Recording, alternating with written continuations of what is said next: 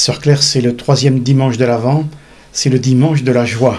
Voilà, donc c'est le dimanche appelé Gaudete, parce que l'antienne d'ouverture dit ceci, Gaudete, c'est-à-dire soyez dans la joie du Seigneur.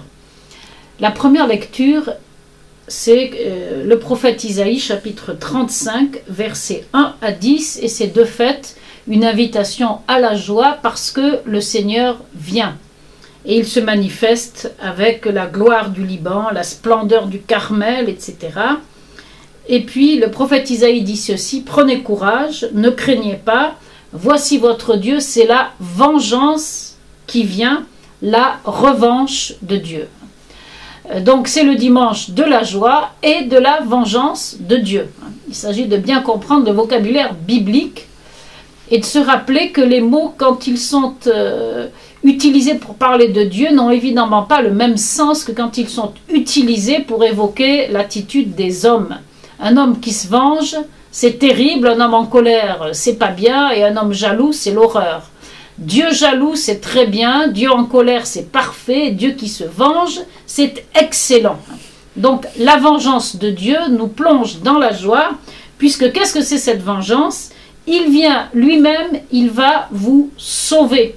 Sachant que chaque fois que dans l'Ancien Testament il y a le mot salut ou le mot sauver, c'est déjà le nom de Jésus, Yeshua en hébreu, qui veut dire Dieu sauve.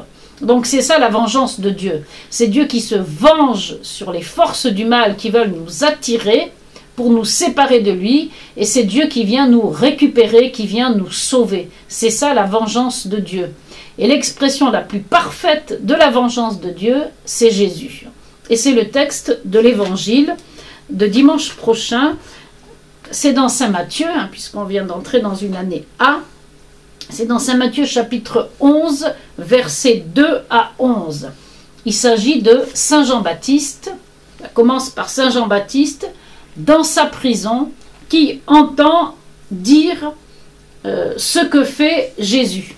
Or lui est en prison, il doit bien se demander pourquoi la puissance du Seigneur ne s'est pas manifestée pour lui, parce qu'il est captif et il n'est pas libéré, et il doit être dans une nuit spirituelle, il a besoin de confirmation pour savoir si vraiment il ne s'est pas trompé en désignant Jésus comme le Messie, comme l'agneau de Dieu.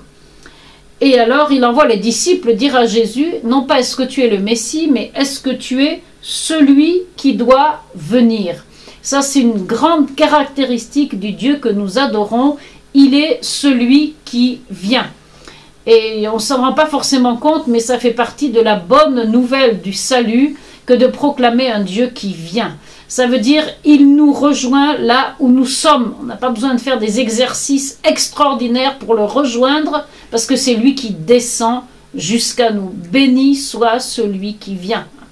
Donc Jésus, c'est celui qui vient. Ça sera dit dans l'évangile fréquemment. Je suis venu, dit Jésus. Où es-tu celui qui vient? Ou je sais que tu es celui qui doit venir, etc. Ensuite, Jésus répond en disant, allez dire à Jean-Baptiste que la parole du prophète Isaïe s'accomplit. Et il énumère, il reprend le passage du prophète Isaïe qu'on vient de lire. Avec une béatitude, bienheureux celui qui ne tombera pas. Alors dans la traduction liturgique, c'est traduit bienheureux, oui, celui qui ne tombera pas à cause de moi.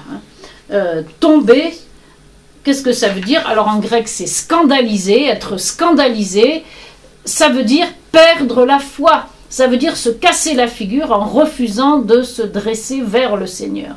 Alors ceux qui sont scandalisés à cause de Jésus, c'est ceux qui à travers les œuvres qu'il fait ne le reconnaissent pas. Et je voudrais terminer avec le verset 11 où Jésus dit: Amen, je vous le dis, parmi les hommes, il n'en a pas existé de plus grand que Jean-Baptiste, et cependant le plus petit dans le royaume des cieux est plus grand que lui. Alors, je vous donne l'interprétation de saint Augustin. Saint Augustin dit, si parmi les enfants nés de la femme, c'est-à-dire parmi les hommes, aucun ne s'est levé de plus grand que Jean le Baptiste, quiconque est plus grand que Jean, c'est qu'il n'est pas seulement homme, mais qu'il est aussi Dieu. Il devait donc, cet homme si grand, non seulement avoir ses propres disciples, etc.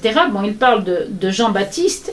Et en fait, il rappelle que Jésus s'est fait le plus petit.